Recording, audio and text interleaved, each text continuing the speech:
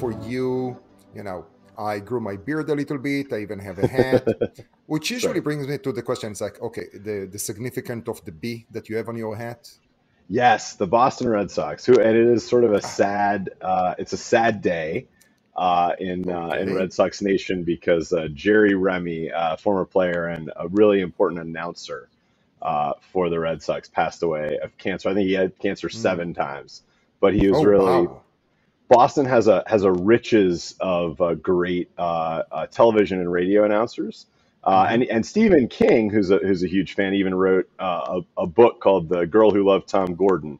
He was a reliever for the Red Sox, and it's a story of a girl who gets lost in the woods, but she is comfort. She's like 7, but she's comforted by the fact she can listen to her little radio and hear WEI call the game and hear the great callers of the game. So it's a wonderful team. I was at Game 3 of the ALCS, which was the best game of the ALCS if you're a Boston Red Sox fan. But So, for the yeah, people who are listening to it as a podcast or watching it as a video cast, basically we are recording this November 1st. So that's sort of a yes, time reference. Okay, wait. What? So I'm sorry. My knowledge in baseball is so limited. I tried. Even when I did my citizenship test, there is like about how do you know? Can you recognize the logo of the New York? What are they? Not Knicks. The other ones. The the Yankees, thing. The Yankees. right? Right. Yes, I yes. failed it. No, no, I'm kidding. Well, that's great. That would Although be great. yeah, yeah. Especially You when you shouldn't go fail like, that yeah, one. like this. That's like, yeah, what's the name of this? Yeah, how does it work? Yeah, wood chucking. Yeah. No, no, the other one.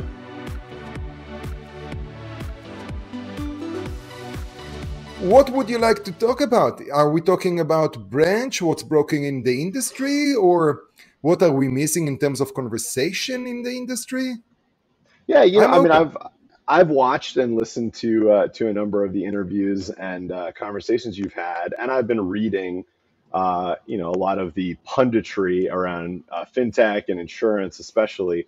And I do think that there is a lack of knowledge and understanding about a lot of the key parts of insurance, and really, I'm talking about U.S. personal lines, home and Mhm. auto, and life to some extent, renters to some extent.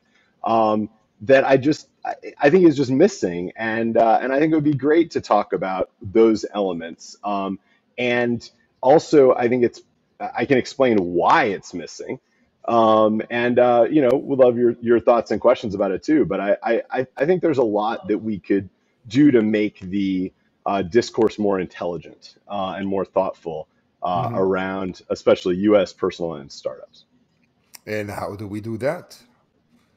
Well, I think there are some great places to start. So one great question to ask is are home and auto insurance and renters and life, are they essentially commodities? So is it the case that essentially people buy them on price, maybe above a trust threshold, right? So you could say like, well, I've never heard of that company, right? But is it true that people buy them on price, or is it the case that people are see them as different and are looking for something different in them? I think that's a really important thing that everyone should level set on and decide. And there are startups who have as their thesis that they're not commodities, or at least there's a portion of the population that will buy them not as commodities. And by the way, I think we could agree that at higher value homes, let's say, for example, and maybe higher value autos as well, maybe above 150 or $200,000 cars, and let's say above several $1 million homes, where I think they are, we could agree, at a minimum it's hard to figure out what the replacement costs of these are, or you may have specialized parts in auto. But if we excluded those and we looked at sort of the middle 99% of Americans, would certainly tell you that I think they're largely commoditized products.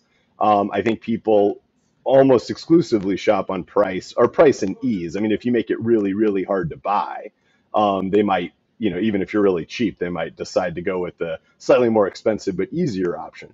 But people will jump through a lot of hoops to get a lower price. And in fact, I've heard a quote several times recently, which was, if you're selling underpriced auto insurance, even if you're in a dinghy in the middle of the ocean, people will find you and they will buy that underpriced auto insurance from you. Interesting. I'm sure that you can Yeah. find a few InsurTechs and a few regional carriers that are more than happy. And this is basically their strategy, right? It's all about price sensitive rather than, of course, which is super important. You talked about trust, so brand recognition. Then, of course, there is the conveniency that we pay a lot of premium for conveniency. And I would say better design, right? Today, we I buy think so, but everything by the wrapper. Mm-hmm. I mean, if you think about like a typical lead aggregator in insurance, which is a lot of people who are price sensitive will go to Google and they will search for cheap auto insurance, and they will find their way to one of the lead aggregators that aggregates that demand, and they Yep. ask you a bunch of questions, and they gives you price estimates, which are just estimates, then often off by a lot. And then you can click on each one of them and you can dive in and you can fill out, you can spend from 5 to 35 minutes on the auto side probably before you can get a price. And I mean, I would say people will jump through a lot of hoops in order to get that slightly lower price. I mean, one of the things that, you know, I mean, before we started Branch, we did a open-ended consumer survey where we asked the magic wand question. So the magic wand question in product is, you ask people, okay, think about the last time you bought auto insurance and home insurance and think about how you feel about them. Now, if you had a magic wand, what would you change about that entire Mhm. experience or what it is? And 85% of the people said, I wish it was cheaper. I mean, and that's not prompted. It didn't say like, of these 5 things, what matters more to you? It was just pick what comes to your mind as something you'd like it to change. So, I mean, I really do think people want it to be cheaper and want to jump through hoops. Despite all of that, I was totally blown away early on in Branch's life when I was listening to calls with sales reps where there was someone who was just absolutely stoked about the fact that we had a rate that was $20 cheaper per 6 month period on auto insurance. I mean, and Mind blowing. My, I was blown away. Like I didn't think anybody would get that excited about a $20 savings over 6 months. And so certainly my experience that people are very price sensitive and make selections on price outside of risk. mhm. And then there is the part that it's all about coverage. Now, there are people who cares about coverage, but how many are they? Or let's call it the confident buyers or the confident planners, right? It's all about what does it mean for my risk? How can I plan for a better future? What's the size of that segment? And how much time do they invest in purchasing insurance? Are they Well, the target of the agents or can they do it direct? I mean, there may be some of that, but I think it's worth pointing out that at least in US home and auto, you're going to have a hard time not finding some coverage that you care about that isn't offered by whomever you're talking to. I mean, I will agree that there are some, like, for example, on the homeowner side, something like sewer and water line coverage is something that maybe not every insurer is offering. But I mean, that's kind of it. You're going to have a really hard time saying like this insurer has this coverage that this other one doesn't have that I care about in any meaningful way. I mean, it is maybe worth saying, we certainly have a philosophy that insurance exists to help you financially through things that would be catastrophic otherwise. And so there's a useful question to ask, like, I don't know, if someone was going to offer you locksmithing service, like, is that insurance? I mean, I don't think that's insurance. Like, insurance is your house burned down and I can't, I've lost this huge thing that I've invested in. And so when I think about, sort of smaller claims, in general, as the dollar amounts get smaller and smaller, it feels less like insurance to me and more like you're buying a subscription. So you could tack those things together. And there is actually Plymouth Rock is an insurer that has an endorsement that gives you, I think, Red Sox tickets and like a bunch of Red Sox memorabilia. And I love that. And that's a phenomenal thing. I wish Branch had that partnership, but that's not insurance. That's something else you can buy along with your insurance. That's not insurance. And so I think when we talk about insurance coverage, I think what you'd find is it would be really difficult to find a U.S. Personal lines carrier that wasn't offering a coverage that another one did that's like a coverage that matters to at least 1% of the population.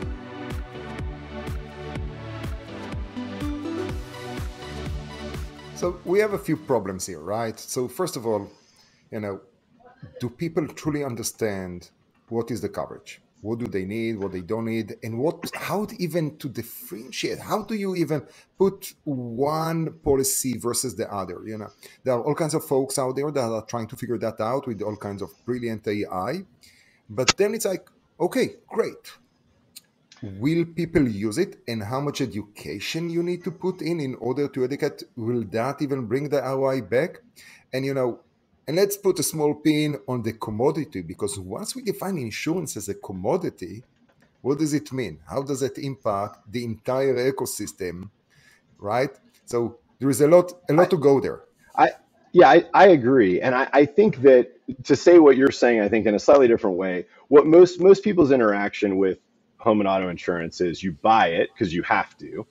And then when you have a claim, you go, oh no, I don't know if I'm covered, but I hope I am, and like, that's it. That's everyone. That's like everyone's experience with it. From our perspective at Branch, we view it as a defect if you call us with a claim and you thought you were covered and you aren't.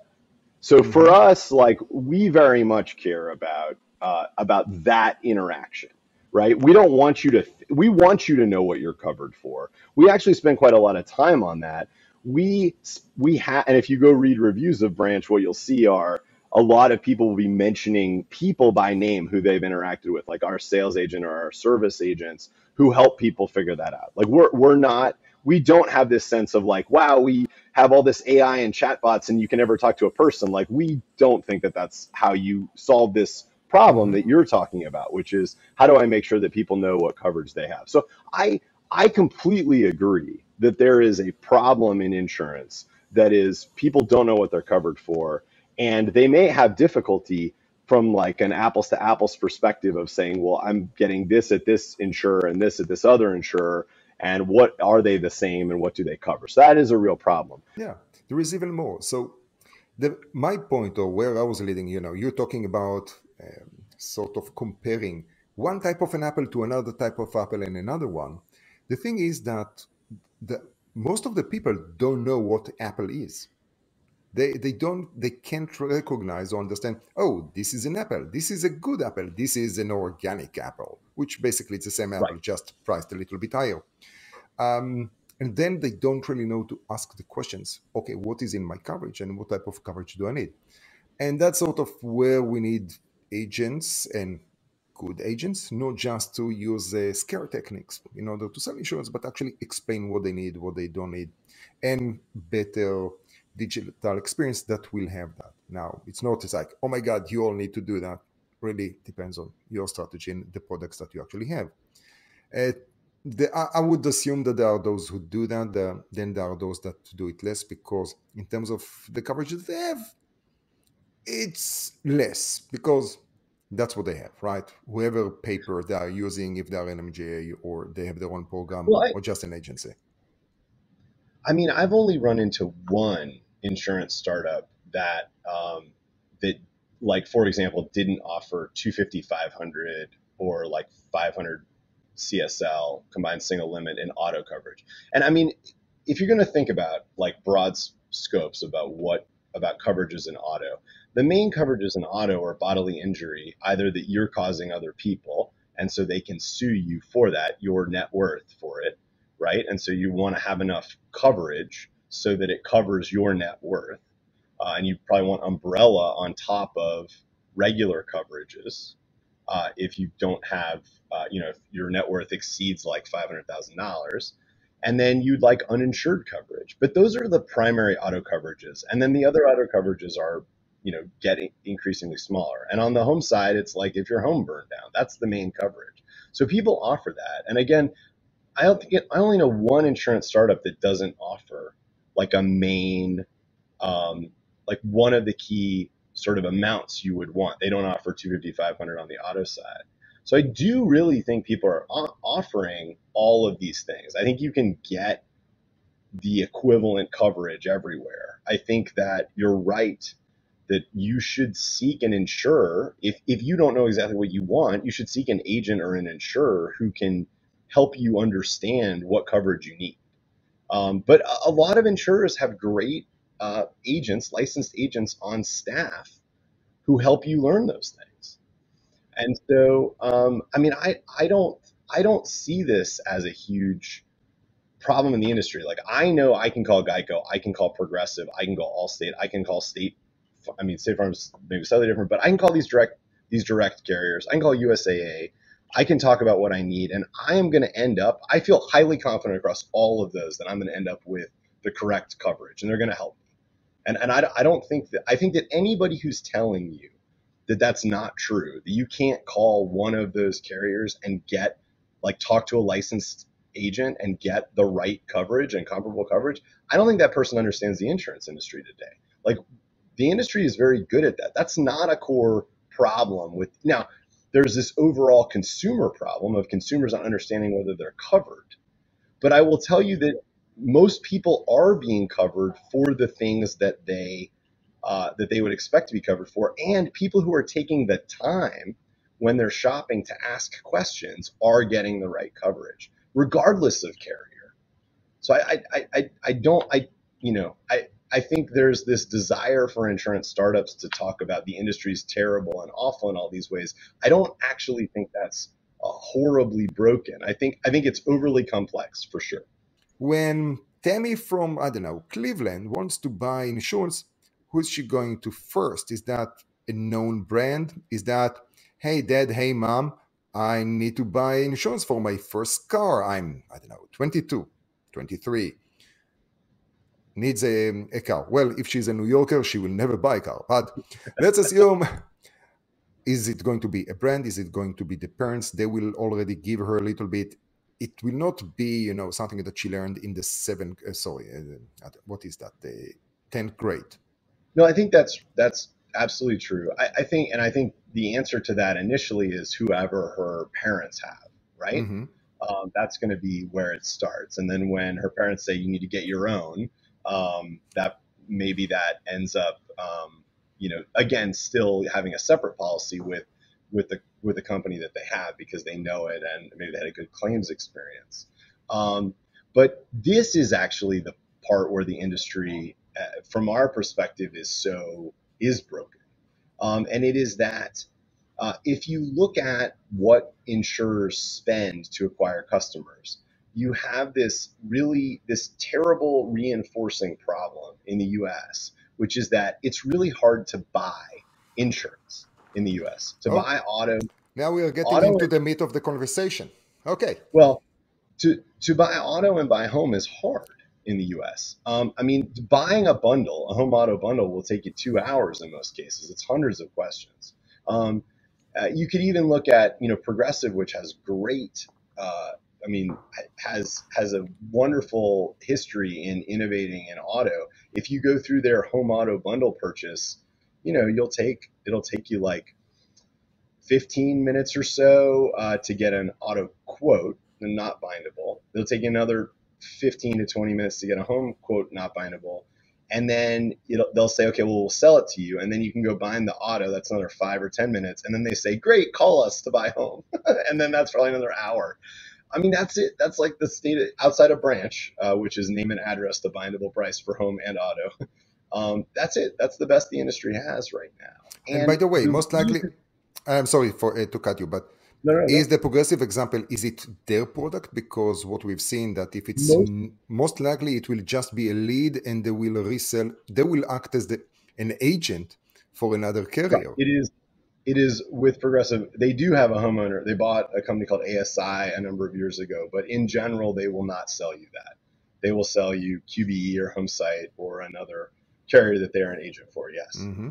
And so, you know, so this dynamic, though, the fact that it's so hard to buy means that they have to spend lots of money on advertising or on agents who then spend money on advertising in order to acquire a customer. And so, and so this is another one of the great things that I don't think is well understood by analysts who look at this space is to really think about how much is being spent to acquire customers. And I think there are three buckets of expense that acquiring customers come in. And I will tell you, basically no analysts, no S1s you've read have actually incorporated all three buckets. Oh And this God. is the thing that everyone needs to be thinking about. So one of them is something that everyone includes in the bucket, which is what are you spending on sales and marketing? Okay, so everyone includes that, right? Like, you know, Allstate has the hands with the football nets at college football games. You know, we got Jake from State Farm ads. Like, I mean, I see, you know, per hour of television, I see two of them, I think. You know, and so people, that money is spent there in order for those insurers to be top of mind, right? I need insurance. Oh, I remember Jake from State Farm. I'm calling State Farm, right? Or whatever that is. So that there is a ton of money put in that, right? There's also agent commissions. And this is one of those areas where branch sales through independent agents, they're great. And they often can very much help you with problems we talked about earlier. But it's important to consider the fact that you have to pay the agents a commission that lasts for the life of the policy, so often about 15%. And so if you're buying through an agent, you should be thinking, if I'm going to buy this policy and I'm going to retain for 20 years, I'm going to be paying, you know, I'm paying 15% higher essentially in order to get this agent to help me out. So if that agent is providing that value, then you should pay that agent. If that agent isn't providing that value or not commensurate value, then that agent is getting a better deal than you are out of it.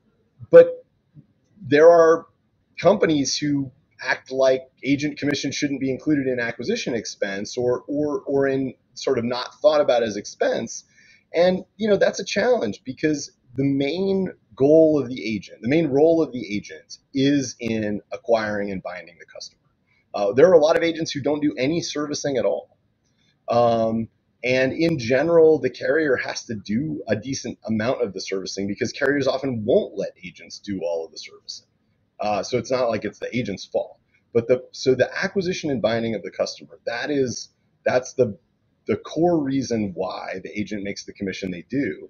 And so you should think about that as part of acquisition expense. And then finally, we have a category of insurance startups who have been selling insurance that for more than it costs to make, right? Who have loss ratios well in excess of the targeted loss ratio. So in general, you know, certainly if you have a loss ratio over 100, that means you're actually spending more out in claims than you collect in premium. That's obviously well underpriced insurance. But even a loss ratio in the 90s, you know, high 80s even potentially, depending on the other economics you have.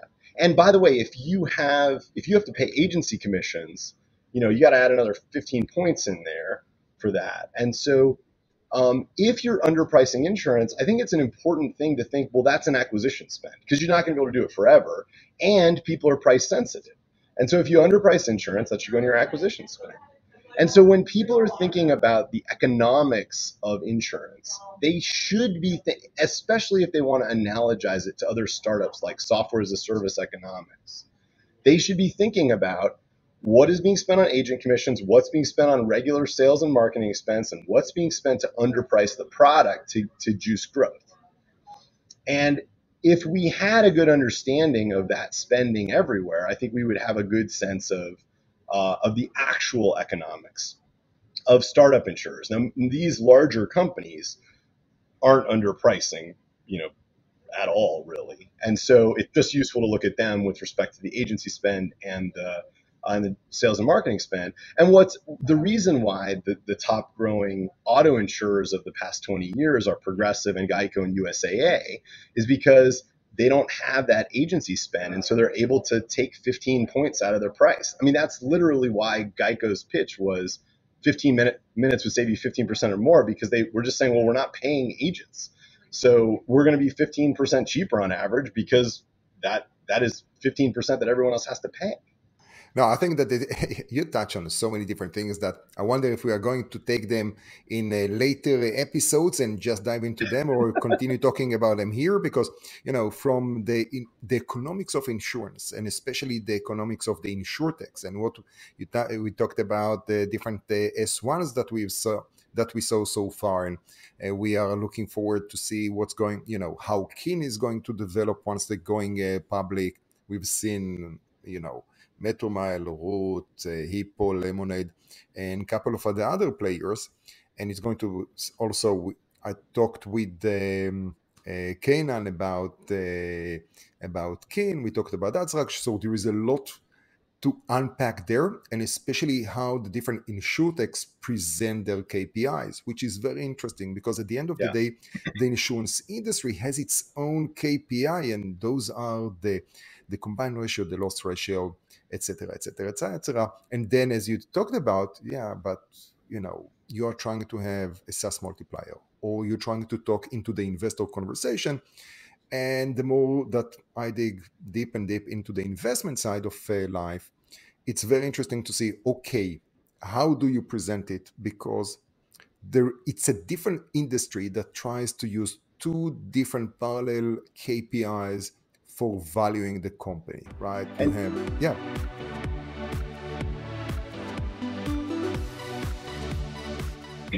no, you're absolutely right. And then we've got an investor industry that wants to think of everything in software as a service metrics, like CAC, or customer acquisition cost, and LTV, which is lifetime value.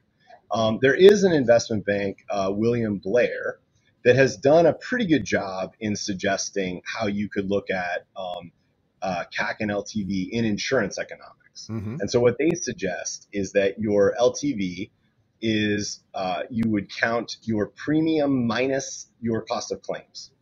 So in other words, you take out your loss ratio. So sort of one minus your actual loss ratio. And that, what's interesting is when William Blair does that, they can compare insurtechs to established companies with those investor metrics. So I would say if you're an insurtech investor investing in insurance companies, and you haven't read the William Blair papers and haven't looked at them, you should, because it's the only kind of independent parallel world that exists. The other thing I'd say is, I don't think combined ratio is a useful view for looking at startups, because the combined ratios are going to be terrible because you're small, and this is a scale game. Yeah, big But number, big N. you absolutely should be looking at loss ratio, and you should also be looking at the difference between targeted loss ratio and actual loss ratio. And the reason why is when you are making insurance as a product, what you're doing is you're saying, I'm here today, and I'm gonna make a guess, right, about what the cost of this product I'm selling, right? I sell an insurance policy on day one, then I'm making a guess at what the cost of claims are, but not just claims. I'm also making a guess at what the cost of acquiring that customer is, and what it will cost to service that customer. So occasionally I see startups like auto startups write about, well, this piece of data doesn't predict whether you're going to have a crash, so we shouldn't use it in rating. Well, the cost of insurance isn't just the cost of crashes. There's theft, there are comprehensive claims, but there's also people calling in and changing their billing method every 30 days. People who have failed billing, and who you have to send registered certified letters to cancel, and then they have to call you back and talk to somebody and make that payment. Those are costs. And so those are costs that somebody has to bear. The insurance company isn't the government. It doesn't have like an unlimited pool of money. Ultimately, those costs are going to get spread among the existing customers. And so it's really helpful to look at the company targeted this loss ratio, which meant they expected, you would think, to hit that loss ratio because the pricing of their policies is based upon them hitting that number. And then if what they actually hit, if they actually hit something that's like a little bit high or a little bit low, like, great, that's a wonderful view. If what they hit is 2 times the loss ratio, 40 points higher, it's a very worthwhile question to ask. What's going on? Why aren't you trying to hit it? Why was it so off? I've never once heard any analyst ask any insurance startup, you targeted this loss ratio, you hit this loss ratio, why?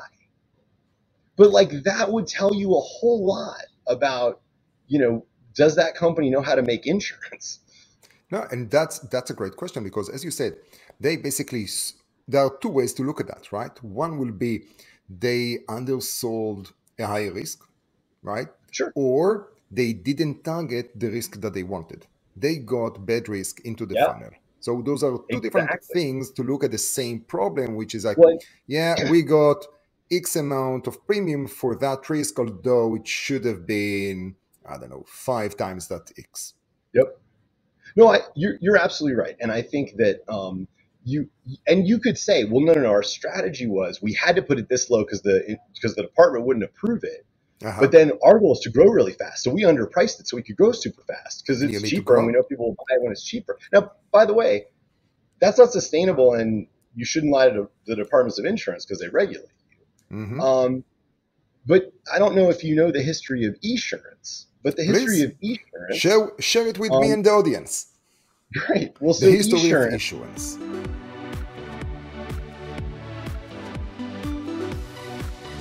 Esurance was the original insurance internet startup, right? Based on a thesis of people would want to buy insurance on the internet. I mean, that was basically it. That was the whole thesis.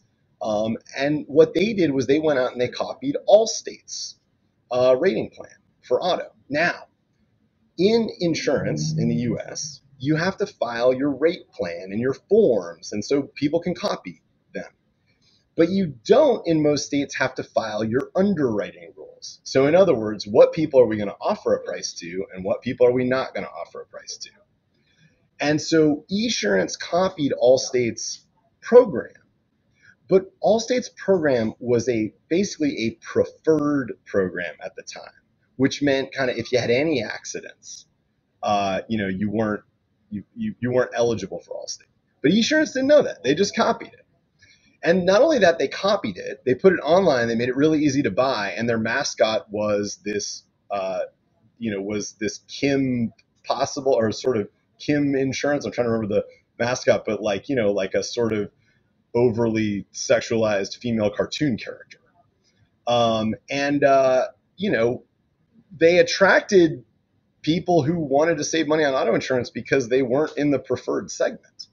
And that almost killed Esurance. And so the start of Esurance and the original reality of Esurance is I don't think the founders of Esurance really made any money at all, even though Esurance was bought for $1 billion by Allstate ultimately, because it was essentially almost wiped out. Because what they did was they copied a plan that that was meant for this segment, let's say, and then they sold it to this segment. So they did exactly what you said on that other side. And I mean, there's a potential that there are other insurance startups that have done that since then. But you're absolutely right. And again, like I think by being more intelligent about these things, I mean, I think it would be silly to ask a startup about their combined ratio, but I think it would be great to say, you targeted a 65 and you hit a 120. What happened? What's the plan? Where should it be? I also, there's one other thing that I found fascinating as well, which is if you target, let's say, a 60 loss ratio, what you're saying is that you're going to need that other 40 points on the dollar. So if you say I'm going to target a 60 loss ratio, that means for every dollar I take in premium, I'm going to pay out 60 cents in claims. And the other 40 cents I'm going to use to do sales and marketing, pay agent commissions, profits, premium tax, everything, right? That is right. Now, if another company comes along and says, we're more efficient than that, we don't need the 40 cents, we need less than you do, then they can come and they can say, okay, well, we're going to target a 75 loss ratio. We only need another 25 cents for all that. Now, the amount that's going to be paid in claims on a per segment basis, let's say they have the same rating plan, is the same. And so what's going to happen is that additional 15 points is going to make the one with the higher loss ratio cheaper. So if you have a 75 loss ratio, same rating plan as someone who's got a 60 loss ratio, right? You're just cheaper. You're operating it more cheaply, and if you're going to pass those savings back to customers, they're going to pay less. So that one with the higher loss ratio is going to be cheaper and is going to convert better. So it's also interesting to ask startups if they say, hey, we're going to target a 60 loss ratio. It'd be great to say, well, the most efficient insurers out there are targeting in the 70s. I mean, again, let's go to Progressive, let's go to Geico. Where are they targeting? Why do you need more money? Like, isn't the point efficiency here? Isn't the whole goal, well, you don't have like mainframes, so you get to operate more efficiently? So here's the It's a challenge. weird thing. The challenge is that if you're a startup, you need to create your brand. B, you need growth. You need to have that base customers. You need those policy holders. And at the beginning, when you are, no matter if it's insurance or not insurance, when you're in a growth mode, it's all about just coming. We'll have That, you. And but that's you, usually, yeah, go ahead.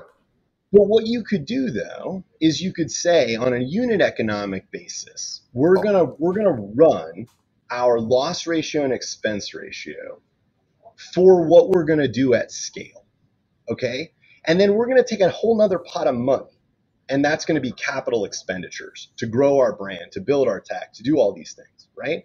But we're still going to price policies and have loss ratios that are for our at scale reality, right? mm-hmm. And you could separate those buckets out. And you're right, in a GAAP accounting world or whatever, maybe the numbers look really weird, but then you have like a reasonable non-GAAP measure where you're like, look, this is sort of our at scale metrics. By the way, loss ratio, that's why looking at loss ratio is great. It's not affected by any of these things. You target the loss ratio, you hit the loss ratio, everything else, it just doesn't matter. You can just look at the loss ratio, ask that question.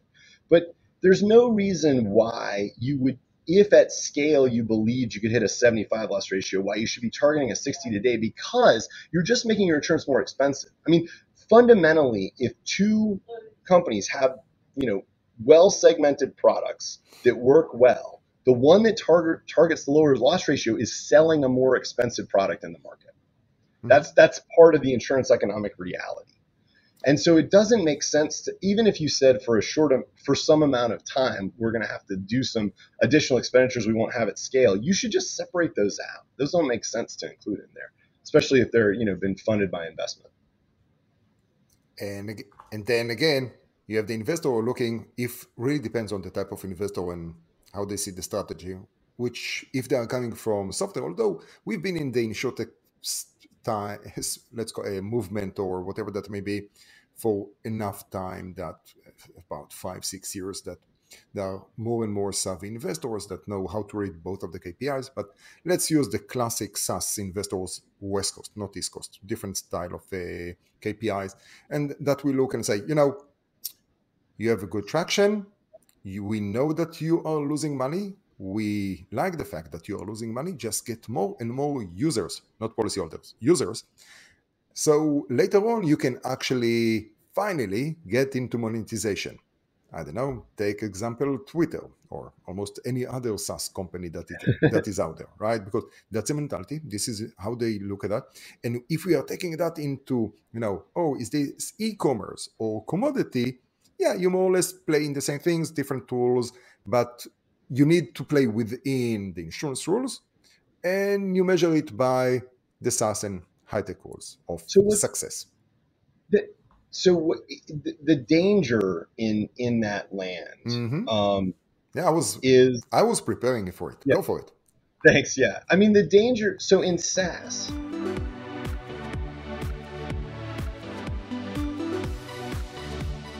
when you spend whatever to get a customer. As soon as you get a customer in SaaS, your margins are such that every minute that customer is a customer of yours, you'll make money, right? Like, you want that. You're trying to make them a customer for as long as possible because it's just more money in your pocket.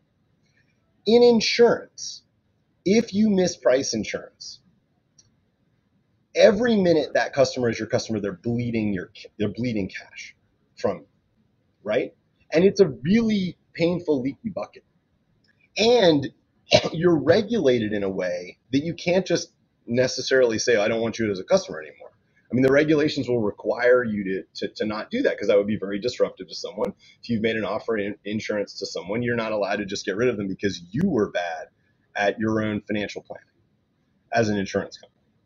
And so, it is, there isn't, and the whole notion that in insurance you could underprice to grow and then fix it later.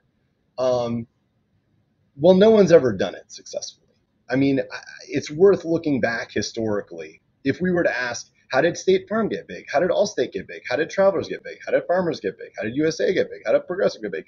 Literally every single one of them got big because for a period of time, for a large percentage of the market, they had the cheapest price. Period. Every one of them. I could tell you every one of their stories. State Farm was founded by a farmer at a time when the price for auto insurance, and half of the US were farmers. And at that time, auto insurance cost the same whether you lived in the city or on the farm. And he said, we shouldn't charge farmers as much. There aren't as many cars out here. There aren't as many accidents as in the city. And the people at the big auto insurers were like, you're funny, go back. So he made his own insurance company. He's like, we can charge less money because they have fewer claims. He was right. That's State Farm. Farmers was a copy of State Farm, but Farmers said, hey, if I only pay commissions on the first year, we'll be cheaper and you can sell a lot more. And so even though you'll only get commission for the first year, you'll still make it up in volume. And he was right, and they did. Allstate was part of Sears. So they used their position in the Sears catalog to spend less. So everyone who's gotten bigger has had a structurally cheaper product that they've been able to put into the market.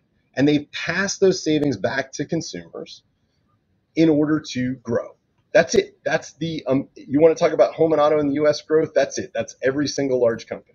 So I think that, yeah, we'll keep that to a different episode beside what we already covered, because, sure. yeah, I think that there is a lot, because otherwise we'll start going in circles as well. No. We can talk about it forever, but this is great. I mean, I have appreciated this conversation. I would love, it would be great to have even more people talking about this, but I would love for the discussions in InsurTech to get into this more analytical, deeper, historical views that give us mental models and lenses into how to understand what we see in the market today in insurance. Because let's face it, history repeats itself, maybe sometimes in different colors and different context, but most definitely because people are people and business is business, it's just repeating itself. And if history isn't going to repeat itself, you should at least be able to explain why. Right? Yeah. I have a lot more faith in your thesis if you say, I know that this is the historical reality, but this thing is different, and here's why it's not going to be the same as the past. That would be great. I would love that conversation. We're not, that's not around today. So I'd love to see more and more of it. We should have more.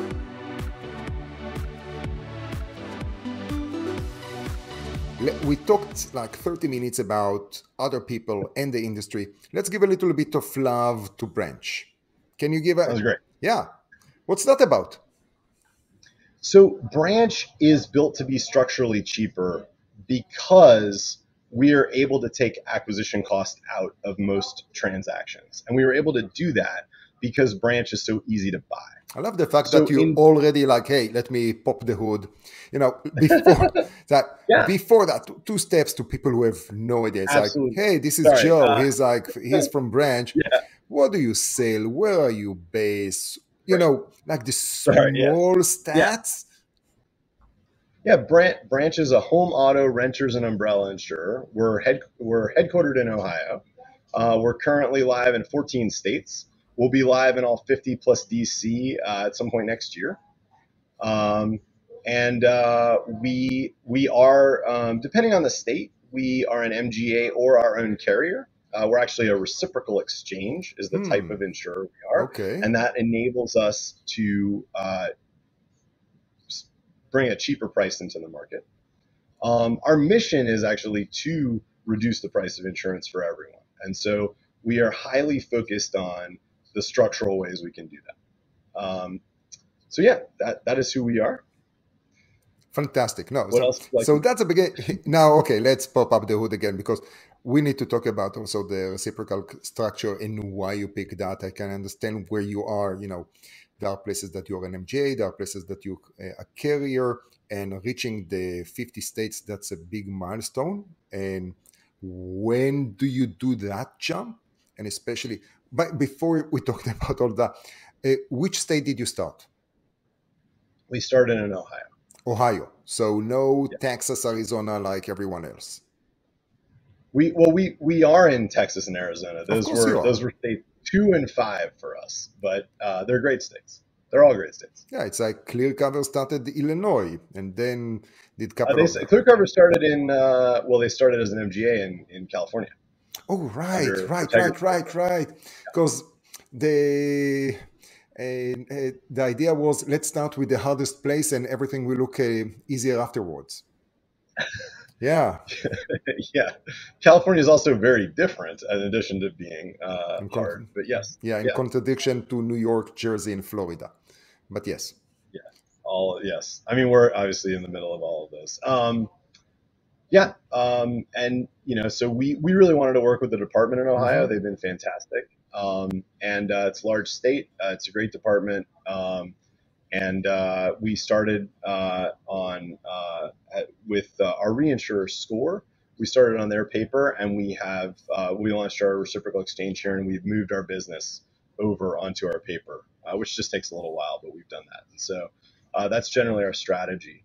It is a bit advantageous for price to be on our own paper in the reciprocal. And so that's why we like to do that. But there are some states for which that would take us a long time. And so for those states, we get into them by being an MGA to start. But the programs we have are the same, more or less, in every state. So we're really like a managing general underwriter, more MGU. than just an MGA. Yeah. So can you share how many policies you sold or direct written I don't premium? know if we're sharing that publicly, Yeah, but that's fine. That's why I'm asking if you can share. Sometimes it's you don't want to share it. I think we've had 2 straight years of more than 10x year-on-year growth. Yeah. That's important. Yes. That's what will make your investors happy. Yes. Yeah, that will be one of those dry KPIs like, hey, our sales progress. And then... I mean, I will say, the filings are public. So at some point we'll be more public about what those numbers are. But it is possible to pull. It's you have to reconstruct them because in some cases it's under the exchange. And in some cases it's on, we're an MGA. But it is, public information. But, it's always like at least 3 or 4 months old. So the growth rate is very high. That's important. How are you in terms of funding? We raised our last round. We raised $50 million as a Series B led by Anthemis. And that closed earlier this year. And I presume that we'll raise again in 2022. Cool. So if everyone listening, it's like, hey, start collecting those dimes because you will need a lot of them. I imagine next round will be a little bit higher than that. We will not dive into that information. Yeah, they tend to go up. Yeah. That's the idea. Listen, at the end of the day, if you're in the insurance space, it's very straightforward how valuation and how much money you need, especially as you grow and want to be a carrier in more than one state. And as you mentioned, you plan to hit 50 states in a structure of MGA, MGU, or a carrier, right? So you need that solvency. So let's do this because we've been talking about so many different things, and I have a feeling that we are going to pick it up again in a future episode, especially the economics, right? People, I have a feeling that people don't really understand the economics of insurance and how it actually operates. And that's before even we talked about the syndications and Lloyd's of London and all that beauty of that marketplace, right? Because that has its own little vibe. The origin of modern insurance. Let me ask you the last question that I'm asking everyone that joins me on this podcast. Can you give us a recommendation it can be a life hack, it can be a book, a TV show. And because we talked about psychology, by the way, before that, did you see Foundation? Are you Oh, I have not watched it yet. I have enough stress in my live? day life that I tend to go for the most frivolous television or sports in my entertainment. So, yeah. Okay, in that case, hey, give me your recommendation. Here's a recommendation I have for you. There's a band Mm-hmm. that grew up and got famous in Columbus called 21 Pilots, which has had a number of top 40 hits. They're touring. And they're the most interesting band to see live because I just took my two 12-year-old twins to see them on Friday, and they're from Columbus, and so when they come to Columbus, it's a phenomenal. It's the best place to see 21 Pilots is in Columbus, but anywhere you can see them, they went from straight hardcore rap into a cover of Benny and the Jets. The genre bending of the performance, and really like phenomenally interesting and fun performance. And so I would say if you have an opportunity to see 21 Pilots on their tour, you should watch them because they're great. Fantastic. I love it that that's a different type of recommendation, not a life hack or anything like that. Because if you, I think that today published the episode with Dustin Yoder, and one of the stories that he tells there, I think it will only on the full episode is like, he has bees, so he's doing a little bit of beekeeping, and he has like, yeah, so usually the thing is like, my best advice is never show your bees, at night. Why? Because usually you had a little bit of wine, you light a cigar, so you'll have the smoke to calm down the bees, and then you want to show it to your friends, and this is where usually you sting, because the bees don't really recognize that, hey, that's their master, but they think it's a raccoon, right? No matter the quality of the cigar, you always get sting. So that's yes. No, I will give. I think we should go see more live music and live theater and general live events. I think the arts are fantastic, and so yeah. Indeed. Joe, thank you very much for joining me today. It's been a pleasure, man. Yeah, great. Same here. Happy to expand on anything in the future, but would love to be just part of more and more good conversations about deep diving into the business strategies and economics of insurance. Fantastic. Have a good one, man. Cheers. Thank you. You too.